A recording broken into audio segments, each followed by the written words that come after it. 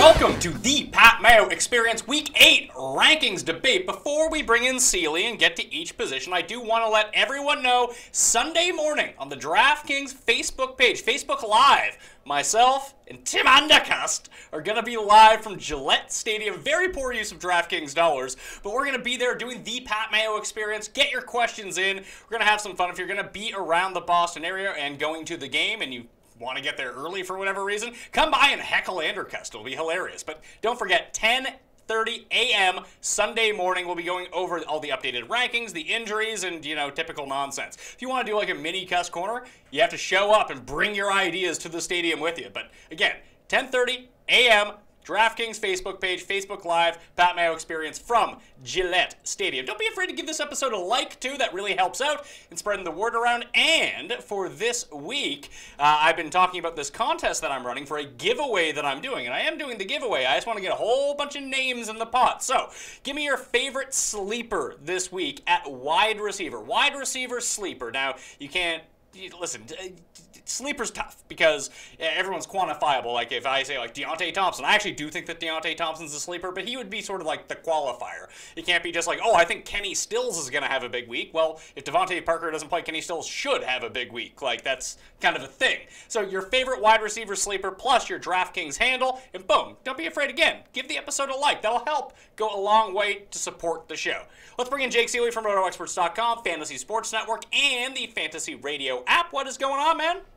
Not too much. Yeah, my sleeper is Mike Nugent, signed just by the Cowboys today. Oh, hot sleeper. That's not a wide receiver, though. You think he's going to catch a touchdown?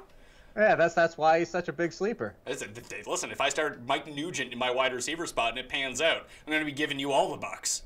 Speaking of panning out, should I expect the show to still be going if you're actually bringing Tim Andercust out live? I don't know what's going to happen. The stadium may implode or something like that. I mean, hopefully the Patriots just lose. That would be nice. It's funny to get like two people who can't stand the Patriots doing a show live from Gillette Stadium. It's kind of weird. Hey, look, most of us are still jealous of you. I know you don't think it's terrific. We're jealous, though. Honestly, listen, that's all I want. That's why I got into this business, to make people jealous. A fun fact, I don't love going on live shoots. I prefer being in a very controlled environment and, not have to go to my way to do anything. But they are fun to do once you're doing them, and it's cool to get that experience. I just wouldn't want to do it every single week. But let's get into running backs because we have a very limited amount of time. Well, I don't. You do. So let's start with mine. Le'Veon Bell comes in at number 1. He's followed by Shady McCoy, Melvin Gordon, Kareem Hunt, Ezekiel Elliott.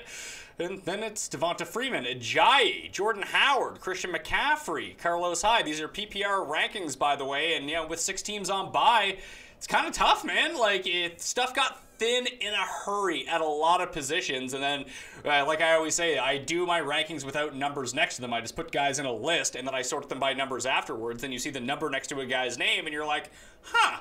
That's kind of weird, because I feel like if you do it with the numbers next to people's name, you work in a bias, because you're like, oh, Carlos Hyde, he's not a number 10 running back of the week. He is the number 10 running back of the week. In fact, I think He is a pretty good top 10 play. But, sometimes when you start, trying to overrank guys that, you really have a good feeling about, and, who is it for me this week? Someone I don't know, even Jalen Richard. I have him at number 21. I think that's a pretty fair rank. But, in a normal week, you'd be like, Jalen Richard, 21, in an unknown situation. That seems kind of bizarre. So that's the way that I like to construct it. Do you have a problem with anyone inside the top 10 here? Yeah, actually, well, one is you're missing the person I have to rank for you because you refuse to rank them. And then the other... yes. Well, let's get to that. Where are you putting Satan himself, Mark Ingram? Right behind Devonta Freeman. So number 7? Yes. All right, Satan, number 7. Got it. And you like Satan from South Park? No, that Satan's awesome. Mark Ingram is not awesome. Okay. By the way, new video game by South Park, awesome as well. I heard that. I might have to go get it. I haven't bought a video game in 10 years, and this one looks awesome.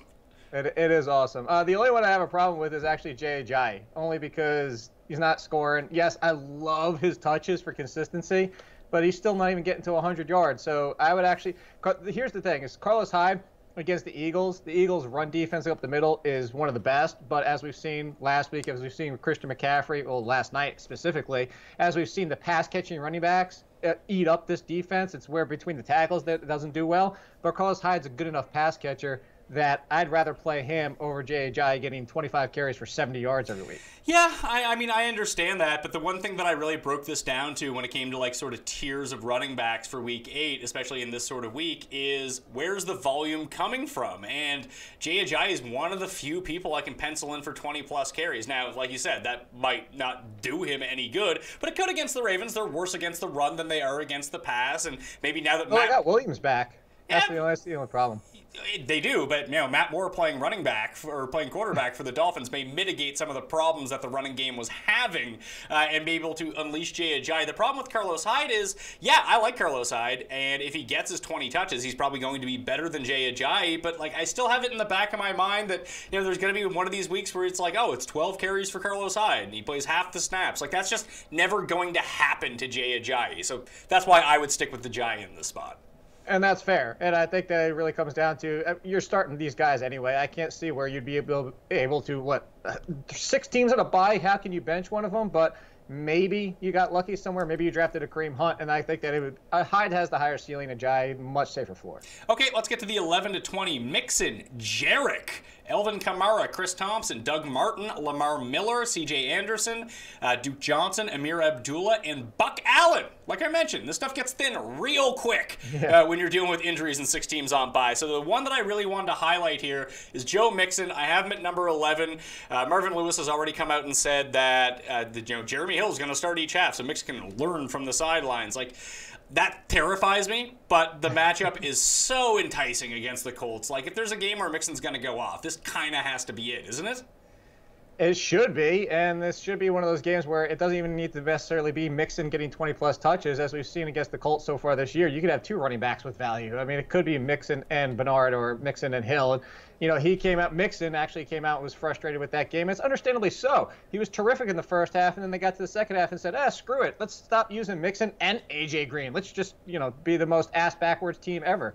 So I'm with you. I like that. The only one, you know what, though? I would put Alvin Kamara actually close to the top 10. In a PPR, he's turned into the Darren Sproles of when he was catching 80-plus balls. I mean, that's what he was last week, but the week before, what was he, like 3 for 50 or something like that, or 3 for 30 and through the air? And it's still a decent game the week before. The volume is just so consistent. Most games in the production, even on the low end. I mean, that's one of his lowest games, and he was still productive. To go to your Carlos Hyde point, I trust Kamara more than I trust Hyde. Yeah, but at that point, I'm still playing upside. Like, if we're going to say that there are 5 touches from inside the 5-yard line between the two, I would think that at least 4 go to Carlos Hyde. If they have to get there, though. Sure, they can get there. Listen, they'll be down by like 400 points. It'll be okay. Carlos Hyde, like, even last week when they got waxed by the Cowboys, it's not like Carlos Hyde was a disaster. He still scored, 9.5 fantasy points in a standard, 14 in a PPR? No, that's true. At this point, it's hard for me to not use, I would put Kamara, Hyde, Mixon, especially in front of Mixon. So you would go Kamara in front of Mixon. Would you go Jarek in front of Mixon? Because I'm not necessarily buying what Latavius Murray did last week. Like, Jarek still played 10 more snaps. And when you go up against the Browns, if there's one thing the Browns can kind of do, almost like you mentioned with the Eagles, they can stuff guys between the tackles. And if that's going to be the case, we're going to see a whole lot more Jarek than we're going to see of Latavius Murray in London. Yeah, actually, to be honest with you, to these 4 right here, including Chris Thompson, if it was my rankings, I'd actually just turn them upside down. I'd go Thomas, Kamara, McKinnon, Mixon. Okay, I mean, this is the range I guess people are going to have to figure this one out for themselves. You know what, I'll probably drop Mixon down. So you would go Thompson over Mixon? Yeah, how can you not go with Thompson at this point? Yeah, I suppose that's true. All right, yeah, I'm going to drop... He's on pace for 100 receptions and 1,000 yards. It's insane. But eventually, if you have to think that changes at some point, don't you? That. You would think, but I mean, it's been working so far, and this is a pass-first team. You want to know another crazy one? We breezed right past them. I didn't even realize this until I looked it up yesterday. Christian McCaffrey's on pace for 100 receptions this year. Oh yeah, that's why he's inside the top 10 ever. No one has a better PPR floor for a guy who does nothing. He's sort of like the rich man's Buck Allen right now. This is the problem with PPR. I actually love Christian McCaffrey, but he's the epitome of what's wrong with it this year. So Mixon, I'll drop down below Chris Thompson, so Mixon will now be number 14. But Christian McCaffrey, just to go swing back to him for a second, and to kind of lump in Buck Allen, who I have at number 20. I think Buck Allen's on pace for 90 catches and 370 yards. It's really weird.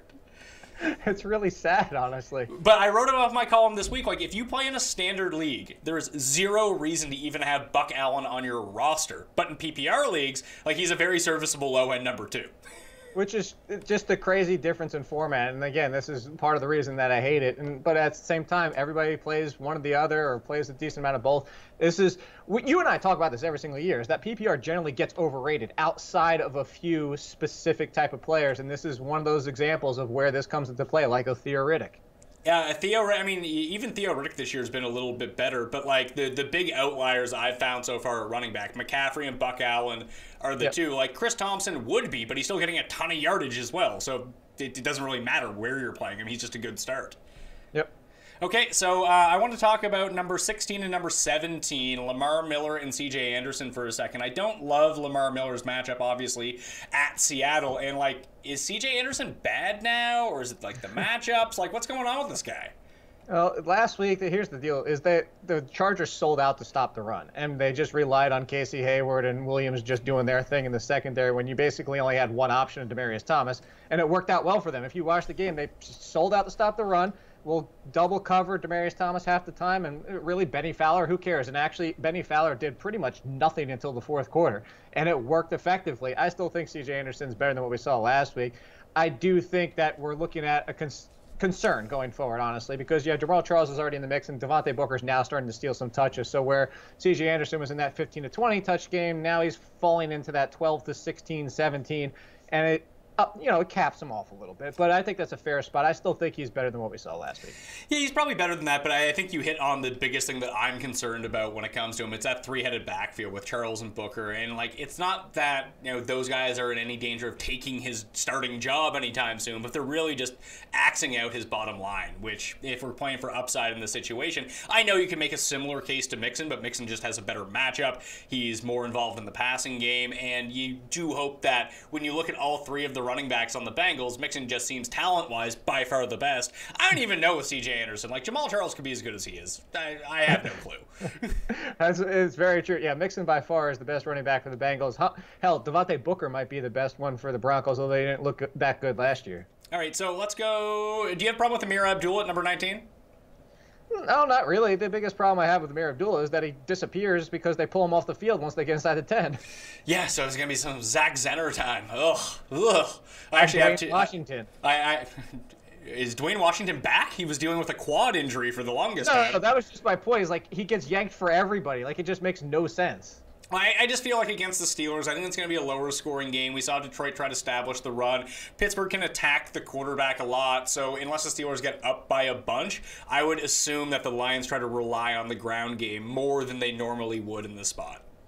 No, I definitely agree with you. I think Theo Riddick's a decent sneaky play this week, too, against this matchup. It's absorbing a lot of what was left by Golden Tate being out. Yeah, so the 21 to 30 range right now at number 21, I have Rocket Richard.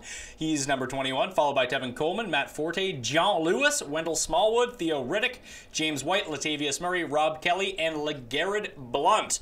Is there anyone specifically from that range that you want to highlight? Do you want to talk about this Washington or the DeAndre Washington, Jalen Richard situation for a second? I'm going with Richard over Washington just because I think he has a bigger upside. And I think that Washington might control the ball between the tackles a little bit. He might even get first crack at the goal line work. But I think that Richard is going to be primarily the pass-catching back. I think he'll get his carries.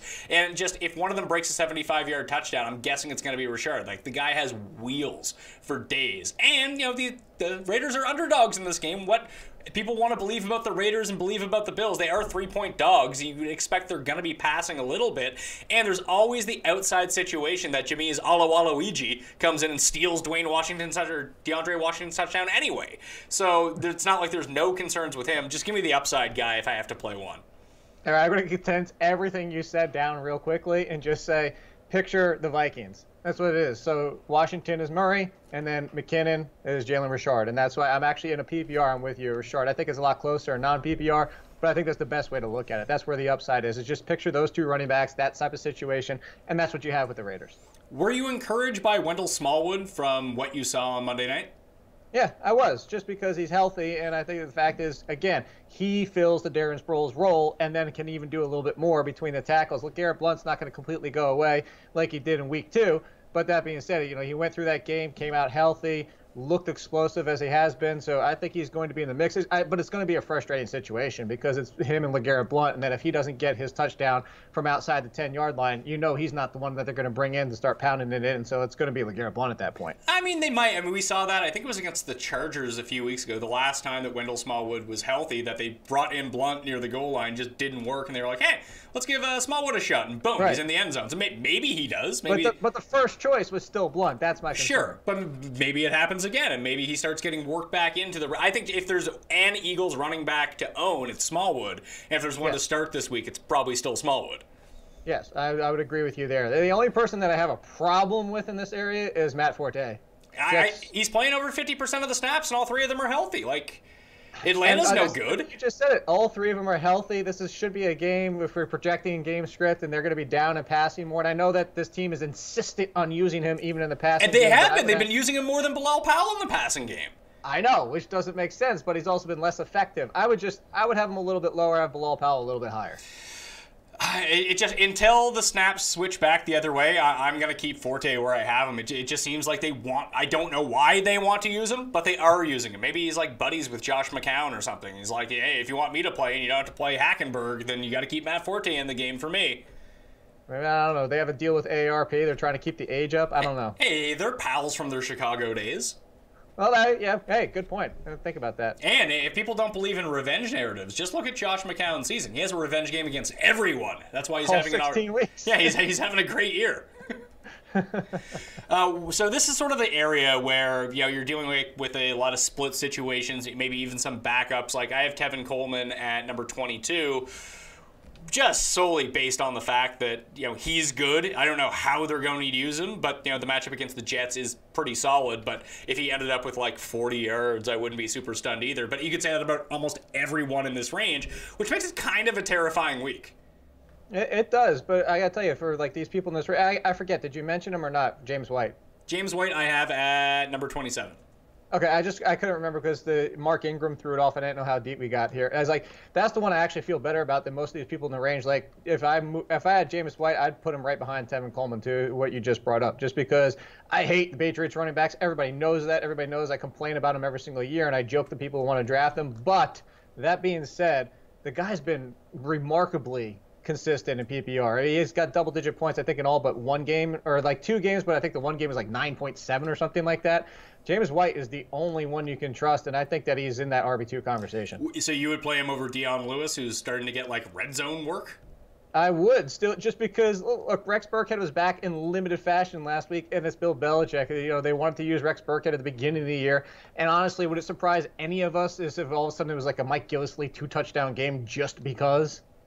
No, it wouldn't. I think you make a good point. I'm going to swap Lewis and White with each other. So I'll move White one up. I'll do what you said. Put him behind Tevin Coleman, one spot ahead of Matt Forte, and put Lewis down at number 27 then. Or 28 now that Mark Ingram's switch for the week. Yay. No, listen, you've sold me on Mixon to move him down. You put Mark Ingram in the rankings. This is why I talk it out with you. Listen, I'm wrong all the time. I might as well talk to you about it. That's true. This is probably the most informative show people can get. Listen, for me it is. I'm learning everything about the week after talking to you. The 31 to 40 range, like we got some names that are interesting. Like I like that Marlon Mack got a bigger piece of the pie without Robert Turbin around. He's now playing all the passing downs.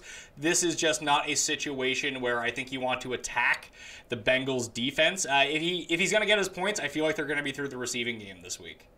Absolutely. And the good thing, like you said, part of it was he outsnapped Gore for the first time this year, 32-22. So the shift is starting to come, and he's definitely got more explosiveness less than Gore. Gore's barely into the 3 yards per carry range. I think he's like 3.2 or 3.4 or something ridiculously low like that. It's career worst for him. Would you play any Seattle running back? And let's say you had to. Who is it? Because I'd play Rawls, but I think he's kind of useless. If I have to, it's Rawls, but I'm with you at the same time. I don't want to touch any of them. I don't enjoy that my main man, CJ Prosites, came back and sprained his ankle again. That didn't help. That guy's, put him right up there with the rest of these injury-prone. Like, he's Grant Hill at this point. He's Mark Pryor? Nah, Mark Pryor, I think he might even be healthier. No more Garcia Pera. There you go. Fair enough. All right, let's move to receivers. 1 through 10 goes Antonio Brown, AJ Green, Julio Jones, Mike Evans, Michael Thomas, Doug Baldwin, Demaryius Thomas, Adam Thielen. That is assuming Stefon Diggs is not going to play. Brandon Cooks and Keenan Allen. I guess I should preface this by saying the guys that I do not have listed in my rankings right now because of injury. No Golden Tate with a shoulder. Stefon Diggs I have out. Devontae Parker, I know he appeared on the field on Tuesday. However, I'm not buying it until he gets an actual, that's going to be an up to Thursday type of thing on the short week, to watch out for Devontae Parker. So maybe that's something we should talk about. I have Jarvis Landry at number 12. I have Kenny Stills at number 29. If Devontae Parker comes back, what would you do with the rest of them? Yeah, Kenny Stills would fall into the wide receiver 2, but still high-end wide receiver 2, just drop back, maybe like a half of a tier. Devontae Parker, if he's back, just for the fact that, like you said, the Tuesday, we're talking about it right now, and it still sounds iffy. I don't think he's 100% if he plays on Thursday night after being out for the past 2 games. I'd reluctantly start him. I'd put him in the wide receiver 3 conversation because the upside he has, but the risk you have to associate with it, and then Kenny Stills would just be back to what he does. He falls into about the wide receiver 4 conversation. He does, but he's sort of an upside wide receiver 4 with Matt Moore. Matt Moore just likes throwing to Kenny Stills. Definitely. And I made some decent money DFS last week with a lot of Kenny Stills basically everywhere. Yeah, see, that works out. Good thing Matt Moore came into the game. I know he had a touchdown with Cutler before he left. Did he? I thought Moore threw both of them to Kenny Stills. No, I think it was one with Cutler and one with Stills. I know Cutler had 2 touchdowns before he left the game. I thought one of them went to Stills. No, I think one went to Landry and one went to some back at Sal Fasano, the backup tight end. Oh, okay. And so, okay, fair enough. Either way. Then I went Stills with Matt Moore. Anyway, the other guys that I don't have Wallace or Macklin in. Perriman I do have in because he's been practicing. The other 2 guys haven't as of right now. Again, if you go to dkplaybook.com, I update them at the end of every night, and I update them right before the Thursday nighter to give you a better sense of what's going on. And then I update them again after the Thursday game, and then before the London game, and then before the kickoff. Again, just some of the stuff we're not going to know. Do you think Diggs plays? I don't. Not at this point. It doesn't sound like it. And this is shouldn't be a surprise because it's the same thing that he's been dealing with last year as well. And just knocked them out for about 2 to 3 games. So I don't think he comes back either. And it's almost like the Titans where they're in a very winnable spot against the Browns. And then I think they go on bye next week. So let them get healthy. You're in first place in your division. There's no immediate threats to that right now. And you can come back and maybe have a completely healthy team by the time you get back from bye. That just makes a lot of sense to me. It does, although we've seen some teams like DeMarco Murray and the Titans not go down that path with their bye this week, so you just never know. But it makes a lot of sense because, next week is their bye. I wouldn't expect them to play. Okay, so the 11 to 20 range, I have Kelvin Benjamin in a sweet matchup against Tampa, Jarvis Landry with no Devontae Parker, Chris Hogan, DeAndre Hopkins in a real tough matchup, Tyreek Hill, Dez Bryant, Alshon Jeffrey, Michael Crabtree, Will Fuller, and Pierre Garçon. I'm not saying bench DeAndre Hopkins, but I think that we even saw it, what was it, against, who did they play last time out? Was it the Browns? When it's a good thing he caught a touchdown or else he did nothing? But that's the thing is I have a feeling with the way that Deshaun Watson's playing and peppering him with targets that, you know what, even if he only catches 40% of them, if you're going to give him 13, 14 targets, there's a good chance he has 80, 90 yards, and there's a good chance he's going to score. Do you think that Sherman ends up covering him? Because if that's the case, I'm still playing him, but I don't feel super good about it. No, well, because the thing is, Sherman's he's pretty much not a shadow corner. He'll see a decent amount of them, but there'll be times throughout the game where if they move Hopkins around, he might not come with them. So I don't think he'll see him the entire game. Not that Seattle's secondary isn't pretty good across the board, but I don't think it's a specific, hey, we have to worry about him like Patrick Peterson would if they were facing the Cardinals. So I would have him a little bit higher, but I completely understand. I'm not going to argue that one to the end of the earth. I would just for me personally, with the situation with the Chargers and every single week trying to predict, like I always say, buy the cake, not the icing, I would put him in front of Keenan Allen, but I'm not going to, like I said, I wouldn't argue that much about it. I just feel like, I know he's a bit banged up, but Keenan Allen's just going to absorb targets against the Patriots, and I'm not buying their renaissance on defense. The renaissance? Yeah, renaissance. Will Fuller, I do think actually has upside against Seattle, though, because they can't cover everyone. That's true, but 8 catches and 5 touchdowns, I'm pretty sure that's not going to continue. Hey, that's a pretty good rate. I think that's completely sustainable. Why wouldn't it be? I saw it. It's already happening. Why wouldn't it continue to happen? That's how this works, Jake. Yeah, exactly. Look, here's my problem with it, too, is the team that they're facing here is smart enough to know how to adjust to Deshaun Watson, and I know they've had their week off to get prepared, but at the same time, man, I think this is going to be the disappointment week for all the Will Fuller people. Yeah, but I think you have to keep running him out there because, I mean, ever since he's come back, like I had him as my #1 waiver wire pickup the week that he came back, and like I picked him up and I've been playing him every week. Like he's been kind of saving some of my teams. Yeah, look, the big play opportunity is there. The touchdowns have been ridiculous. I'm very far down. Like I would knock him all the way down. Will Fuller, I would stop at basically. Well, if Kenny Stills, if there's no Devontae Parker, he's behind Kenny Stills, behind Marvin Jones. I put him in between Marvin Jones and Mohamed Sanu. That's how far I would knock him down. All right, so that's in the 30 range. So the 21 to complete 21 to 30 range. After Pierre Garçon goes T.Y. Hilton, Devin Funchess, Danny Amendola. I really like Amendola in this matchup against the Chargers, actually. Amari Cooper, Nelson Aguilar, Jermaine Kearse, Deshaun Jackson, Ted Ginn, Kenny Stills, and Marvin Jones. Listen, I love the spot for Marvin Jones in terms of what he's going to absorb in terms of volume, but I hate this matchup. Like, if AJ Green wasn't able to overcome it, I don't know if Marvin Jones is. That's fair, and I can understand the trepidation there. So, I'm not going to argue too much. But okay, so if it was me, then maybe with that, because that's a good point, maybe I would put Will Fuller after Kenny Stills, but in front of Marvin Jones. I just feel like Kenny Stills and Will Fuller are like the same player in a way. I trust Stills a lot more. Yeah, I don't know if I trust Stills more. I don't. And Baltimore's pass D is pretty good. And it's not as good as Seattle's, but I actually kind of prefer Deshaun Watson throwing the ball instead of Matt Moore. Hey, that's very fair. But I was pulling the one up that I think that needs to slide down. Probably a bigger nugget for people is I told everybody last week to bench T.Y. Hilton. I would consider benching him again this week because he's on the road, and I looked this up and mentioned it in last week's column. His home road splits for the past 2.5 seasons, so 2015-16, and then this year, the home road splits are, we're talking Brandon Cook's home road splits when he was playing with the Saints, basically Ben Roethlisberger. I'll give it to you. 20 games at home, 19 on the road.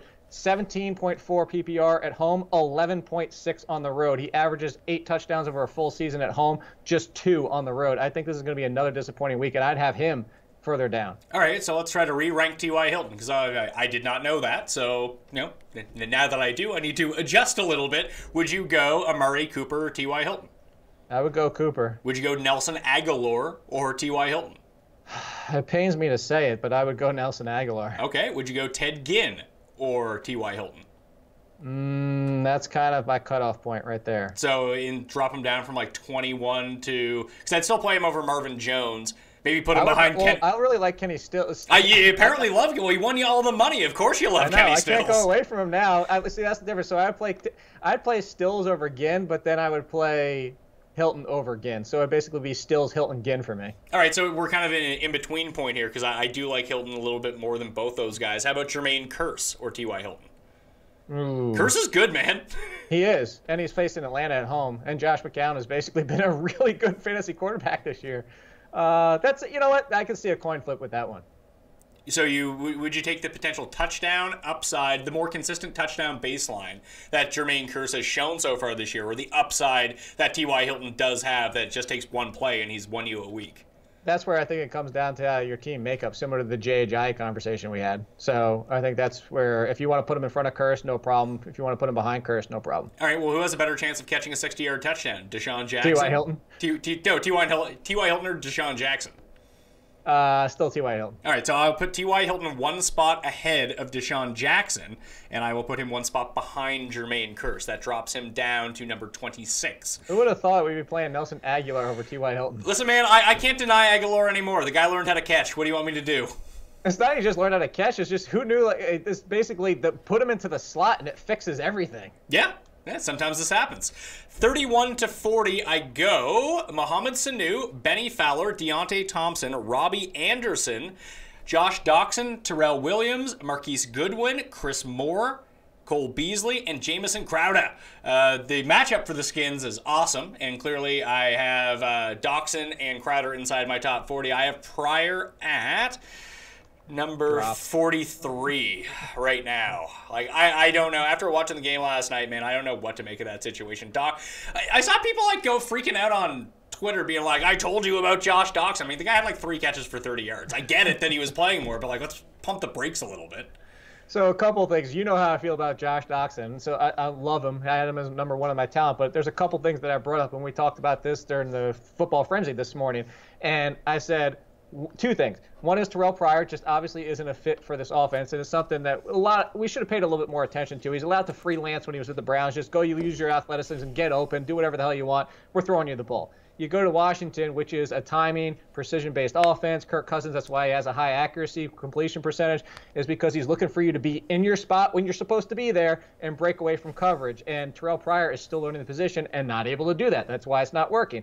However, as much as I love Josh Doctson, let's also pay attention to the fact, while, yes, Pryor was essentially benched in the first half, they were very close in the second half. So they haven't completely given up on Pryor. I like the big play potential with Doctson right now. I know that Pryor's an upside type of player with his athleticism. It just doesn't seem like he's being able to utilize that right now. I don't think that you can just drop him and completely discard him, but I think that if one of them if one of them hits this week, it's probably Doctson. You know, if you need options and it's a bye week situation and you need to go out there, put it this way: if your choice is I need a win and let me go get Kenny Stills off the waiver wire with no Devontae Parker, or and drop Terrell Pryor, I'm making the swap. Okay, no, everyone at this time is sort of specific to what their record is and what the situation that they're in. Yeah, he would be a guy that I wouldn't, kill myself about getting rid of, but I think if you can hold on to him and see what's happening here and let this play out a little bit, that would be for the best. Absolutely, and he's still getting some red zone targets, so there's still potential there. Are you pumped up for my aggressive ranking on Deontay Thompson? No, hey, he went from being on the street from Chicago to being the number one wide receiver for the Bills. How much can you complain about that? I do think Matthews gets back in the mix a little bit more this week, but it's also a terrific matchup. Yeah, it is, and I think that someone needed to replace sort of the Sammy Watkins, Marquise Goodwin. Hey, I'm Tyrod Taylor. I just bought 8 seconds in the pocket, and the defenders have lost someone down the field and just aren't covering him anymore. It seems like Deontay Thompson could be that guy, and that's a role that's hit some big bucks in the Bills' offense in the past. It is. The only concern, obviously, you have, he was 4-4 for the 107 yards. So it's the limited targets. It's going to have to be that kind of big play opportunity. Yeah, but 4 targets in the Bills' offense is like 70% market share. Sometimes, yeah. If you take out all the LaShawn McCoy targets, then you're... I was going to say the LaShawn McCoy and the tight end targets, that's all that's left. Juju Irwin-Arsheister is dealing with a concussion problem. Can you start Martavis Bryant at this point? No, I had him droppable last week in the waiver column, and if you haven't, just go ahead and drop him at this point. He wants the hell off this team. Good luck in getting the Steelers to bend to you, but I wouldn't be surprised if they kind of stick it to him and stop using him. I think that's actually going to be the case as well. You might see some Eli Rogers get worked back into the mix a little bit, or maybe some double tight. He did last week. He was out there a couple times. Or even some double tight end packages with Vance McDonald and Jesse James, just get more receiving options down the field. Chris Moore I have at number 38, and that's guessing that Macklin and Wallace both don't play on the short turnaround week. Obviously, if one of those guys plays, I'm going to move him down. But hey, for $3,000 last week on DraftKings, he got a touchdown with no time left on the clock. It was glorious.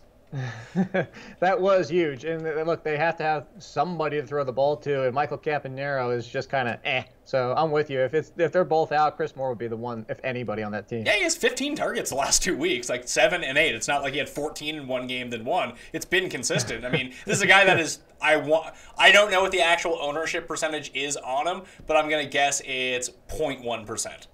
I'd probably guess it's around 0. I'm actually going to look now that you brought that up. Is there anyone else at receiver that you wanted to talk about as a potential sleeper this week? Not really. The only one I highlighted outside of this range is I would have Jordan Matthews a little bit higher. I think it was the first game he was getting back into the mix, but outside of that, he's wearing a fucking Nintendo Power Glove from the early 90s, man. It's going to be tough. That's what I'm saying. It gets more comfortable with that. It's a Michael Jackson glove. He's only got one glove on. Look, he's going to get back into the mix. It's learning to catch with a semi-busted up hand, but he's going to get more healthy and back in there. He got targets last week. It's just seeing him catch a little bit more going forward. Chris Moore, by the way, is 0% owned on Yahoo. No surprise. Boom. There's a guy you can use if you're desperate. Yeah. But Deontay Thompson is kind of my guy this week. Chris Moore would be my other sleeper. Again, for you people out there in the comment section, leave your favorite wide receiver sleeper. They got to be a legitimate sleeper. I'm throwing it out. And there's a special prize, multiple prizes actually, coming down the pike very soon. It all kind of correlates with when we move into our new studio as a big giveaway for the new Pat Mayo experience. But, we're not there yet. So when that happens, we'll be doing a giveaway. And then you'll find out the prizes. And you're going to be very happy about it. So leave your sleeper, leave your DK name, and go on with it. We got to rush through these quarterbacks very quickly. I don't want to get too bogged down by it because, there's only 26 on the slate and like 10 of them are no good. So Carson Wentz I have at number 1. Kirk Cousins I have at number 2. Phillip Rivers at 3. Wilson, Brady, Breeze, Watson, Prescott, Cam, Newton, and Derek Carr. Then it goes Matt Ryan, Tyrod Taylor, Famous Jameis, Andy Dalton, Josh McCown, Ben Roethlisberger, and Case Keenum up against the Browns over in London. Is there guys that you feel like I'm too high on, too low on? Because I just kind of threw crap at the wall on this one and be like, you know what? I'm not starting Carson Wentz against the 49ers. I kind of have to make him my number 1. Yeah, I highlighted 3. I would have Dak higher, Carr lower, and Dalton higher. I wanted to put Dalton higher, but, like, Dalton's not good. But look, it worries me that he sucks so much. I understand, but if he's had, what, 200-300-yard games so far? He's got some decent games and some touchdowns there. It's just the matchup, like, I don't know. I'm looking at the fact that, like, Tyrod Taylor, I know he's got a terrific floor, but is Tyrod Taylor ever going to have a 25, 30-point week? No. Is Andy Dalton? Yeah, he actually can. So that's really what it comes down to for me. Yeah, but if I'm playing at this point, listen, I guess if you're shooting for the upside, you can do it. I think I would still even take Tyrod. Because if Tyrod, I don't think Tyrod has he has maybe a rushing touchdown this year. If he actually scores on the ground, then yeah, he could have a 30-point week. I'm going to look. What was the last time Tyrod Taylor had a 30-point game? I don't know, but doesn't he normally just get 18 to 22 points every week? Yeah, he's just super Listen, safe. but I'm fine with that. With Andy Dalton, I could have like -7. His last 30-point game was week 16 of last year. But what's he done this year? Like points-wise, week by week? He hasn't topped 23 this year. But what's he done week by week? 23, 12, 20, 14, 13, 23. And this is a plus matchup against Oakland. Yeah. I said I don't have that much problem with it. It's just if I'm going for the higher ceiling, it's Andy Dalton. Derek Carr, Derek Carr is a better real-life quarterback than he is fantasy. Oh, I completely agree. Maybe I'll move Tyrod up above Derek Carr. Where they're underdogs in this game, I can see them passing a lot. They really have no running game to lean on right now. And I watch the Bills every week, and I still can't figure out how they play defense well. It blows my mind. They get the flukiest turnovers of all time. Well, see, and there's a perfect example. Look, they did get 2 interceptions and gave up 1 touchdown to Andy Dalton, but he threw for over 300 yards against him. And the week before that, Andy Dalton put up, I think 33, 34 points. So Andy Dalton the last 3 games has actually been pretty good. I don't like Andy Dalton. I feel dirty. You hate gingers. No, that is absolutely not true. My wife can vouch for that. But, other than her, then yeah, you're probably right. With Dak Prescott, how far should I move him up? Because I started looking at the names. Because the Washington matchup's good, but they're past. Breland might shut down Dez in this game, and I know Dak can do it on the ground, so maybe I am a bit too low. But then I looked at the guys who have bad matchups. I'm not going to play him over Brady, even though the matchup is kind of tough. Right. I don't want to play him over Deshaun Watson, man. I don't want to bench Deshaun Watson. I feel dirty about having him at number 7. Wow, yeah, I'm kind of looking, and I'd love to have him higher, but I don't know who would push him higher then. That's a good point. I'm looking at it right now. It's kind of tough. I think maybe if Russell Wilson's kind of high for me. The Texans' defense isn't all that good. No, it's not, but that seems look, this is going to be nitpicky. Yeah, like you said, we don't need to spend a lot of time on this group. Dak Prescott, you're playing him if you have him. Yeah, I have him inside the top 10. I play him over Cam. But if you really if you were really worried about Seattle's defense and Deshaun Watson, I understand the argument. It's just I don't want to bench Deshaun Watson. I'm sure if I ran projections that Dak Prescott would probably come out higher for this week. But you know what? I don't always want to go with the projections. I want to go with Deshaun Watson. That's kind of what I was thinking in my mind, is that the projections are probably going to push him a little bit higher. It'll be interesting to see where I come out on that, but I have no problem. That's the thing. It's the projections a lot of times, if you look at quarterback too, and I mention this every single week on our show, is basically quarterback 5 or 6 down to quarterback 15, or is the difference of 2 fantasy points. Yeah, and the guys at the top that I have, Rivers, Wentz, Cousins, and Rivers all have super matchups. So that's why they're 1, 2, and 3. Russell Wilson has a good matchup. Then Brady, Breeze, and Watson, I just don't want to bench. And I don't see how you can. So yeah, I would love to put him higher, but now that we are breaking it down, I don't know where he goes. Well, let me ask you this, because this is a question I was getting on Twitter last Sunday. What if it's raining inside the Superdome? Should I bench Drew Brees? That would be terrific if it was raining inside the Superdome. No, just it's the point that I feel like you and I try to make this all the time. Unless there's substantial wind in a game, then it really seems to have no effect. Guys have bad games in the rain. Guys have good games in the rain. It doesn't really seem to impact anyone. And how many times were people saying, look out for the rain in Green Bay, and then you're watching the game and it was yeah, it was barely raining. Mist. Yeah. Yeah, so it's just unless it's going to be super windy, just don't worry about it. It's just something to stress out about that you don't need to. Exactly. All right, tight ends.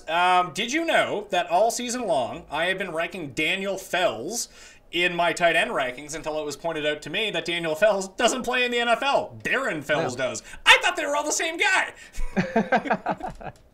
I thought you were doing it as one of your jokes, like, No! hey, I found No, out the truth, and I'm just going to leave it there. That is one that legit went over my head. Even when Fells was in Arizona, I thought it was Daniel Fells. That's terrific. I like it. Now you have to leave it there.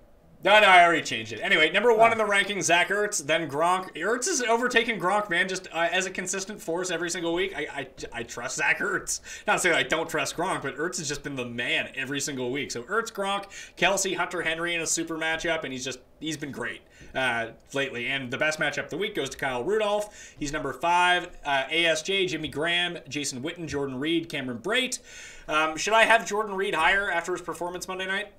I don't think he can. I mean, we still he got banged up and came out of that game as it was. Really, he's got way too many injuries. You're just playing listen, if you have Jordan Reed, you probably drafted him as your wide tight end, and you didn't really think about it after that until he got hurt. So unless you picked up Austin Seferian-Jenkins, you're probably just playing him anyway, right? Exactly. You kind of have to. 11 to 20, I go Ryan Griffin, everyone's favorite player from last week, George Kittle, Jack Doyle, Tyler Kroft, Ed Dixon, Ben Watson, David Njoku, who looked good with Kessler. This is assuming Kessler is playing.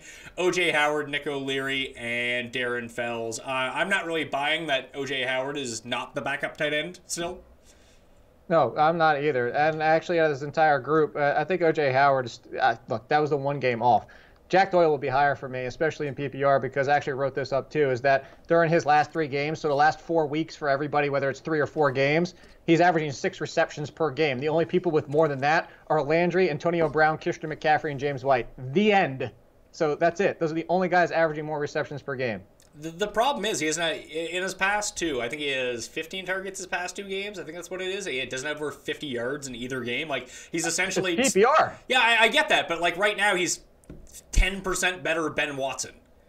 Hey, you know what? That's very valuable in PPR, though. It's 25 targets his last 3 games and 18 receptions. That's great in PPR. Listen, it's very good, but I mean, Ryan Griffin can potentially do that against the Seahawks. Oh, no, and I'm playing him ahead of both of those. I'm playing him ahead of Ryan Griffin and George Kittle. George Kittle, as he proved last week, is the risk of having a rookie tight end. Sure, I think that's more the case, but I think if one of them scores a touchdown, it's probably Kittle, and I think it's probably Griffin.